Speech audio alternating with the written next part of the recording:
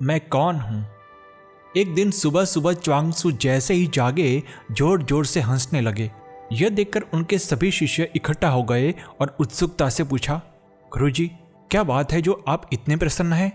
च्वांगसू ने मुस्कुराते हुए कहा, मेरे सामने एक समस्या आ खड़ी हुई है जिसका समाधान मैं नहीं खोज पा रहा हूँ। मुझे आप सबकी सहायता चाहिए। शिष्यों को लगा कि यह अवश्य कोई बड़ी समस्या होगी। आखिरकार यह पहली बार था जब च्वांगसू ने किसी से मदद मांगी थी। शिष्यों के आग्रह करने पर च्वांगसू ने कहा, यह समस्या साधारण है परंतु जटिल भी। मैंने इस पर काफी विचार किया पर हल नहीं मिल सका, इसीलिए मैं हंस रहा हूँ। समस्या यह है कि रात को मैंने सपना देखा कि मैं एक तितली बन गया हूँ। शिष्यों ने कहा, इसमें समस्या जैसी बात क्या है? हर कोई सपना देखता है। सपने तो मात्र सपने होते हैं जो सुबह उठते ही गायब हो जाते हैं। इसमें इतना विचार द्वंद क्यों?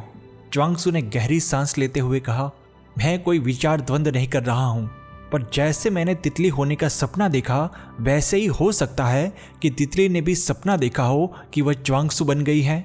मेरी समस्या यह है कि मैं च्वांगसू हूँ जिसने तितली बनने का सपना देखा, या मैं वास्तव में तितली हूँ जिसने च्वांगसू होने का सपना देखा। शिष्य अब समझ गए कि गुरु च्वांगसू परम सत्य की ओर संकेत कर रहे थे कि हमारी प्रत्येक पहचान एक स्वप्न के अतिरिक्त कुछ भी नहीं है। हमारी पारिवारिक या सामाजिक पहचान, व्यावसायिक या व्यक्तिगत पहचान, धार्मिक और राष्ट्रीय पहचान, अमीर या गरीब के रूप में पहचान, यह सब वास्तविकता पर पड़े हुए आवरण मात्र है। विभिन्न प्रकार की पहचान के इन आवरणों को भेद कर ही हमें स्व की वास्तविक पहचान प्राप्त करनी है। ओशो सार।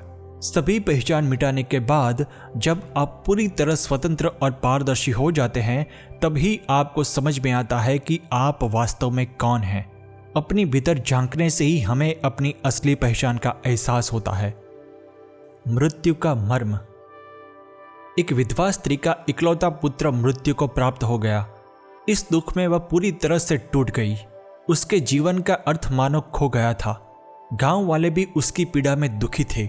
किसी ने कहा कि पास के गांव में बुद्ध आए हुए हैं, शायद वे तुम्हारे बेटे को फिर से जीवित कर सके। विधवा बुद्ध के पास पहुंची और अपनी व्यथा सुनाई। उसने अपने इकलौता पुत्र को जीवित करने की विनती की।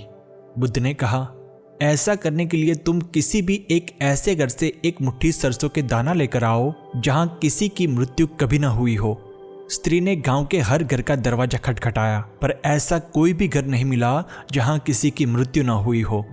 गांव वालों ने कहा, तुम्हारे पुत्र को जीवन देने के लिए एक मुट्ठी नहीं बल्कि थाल भरकर सरसों के दाने दे सकते हैं, लेकिन ऐसा घर कहां से लाए जहां कभी किसी की मृत्यु न हुई हो। शाम तक स्त्री को वास्तविकता का बोध हो गया। उसकी भावनाएं बदल गई। उसे समझ में आया कि मृत्यु जीवन का ही एक हिस्सा है, शरीर केवल नश्वर है। वह वापस बुद्ध के पास गई। बुद्ध ने मुस्कुराकर सरसों के दाने मांगे। स्त्री उनके चरणों में गिरकर बोली, आपने मेरी आंखें खोल दी।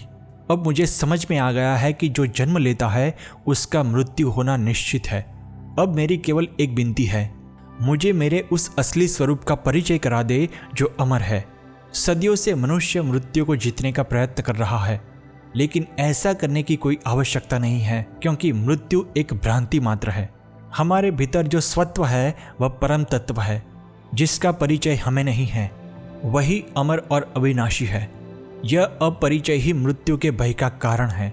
ध्यान और साधना के माध्यम से ही परम तत्व और अमरता का बोध संभव है। ओशो सार। जन्म जीवन की शुरुआत नहीं है और मृत्यु इसका अंत नहीं है। जीवन जन्म और मृत्यु के भीतर भी है और उसके बाहर भी। मृत्यु केवल एक पड़ाव है। आत्मा का सफर अनंत है।